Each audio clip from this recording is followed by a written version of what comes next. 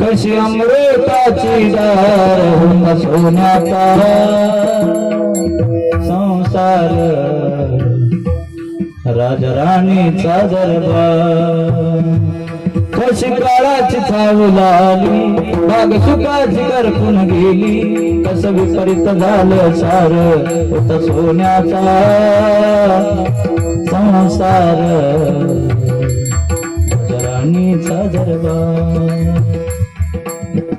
कोणे दिवशी एकटी चालना कोणे दिवशी प्राण जाते घेऊन कोणे दिवशी स्मशानी जाऊन एकटे राहावे समयासी सादर व्हावे देव ठेवील तैसे राहावे जसं प्रारब्ध ठेवील तसं माणसाने राहिलं पाहिजे.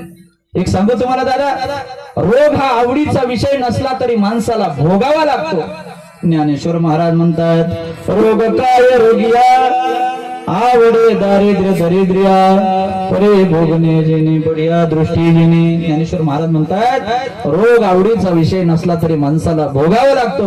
म्हणून प्रारब्धामध्ये प्रारब्ध ठेवील कसं राहिलं पाहिजे या जीवनामध्ये. महाराज प्रारब्ध ठेवील कसं राहिलं पाहिजे एकनाथ महाराज आपल्याला उदाहरणाने देत आहेत. ते उदाहरण म्हणजे पक्षाचं.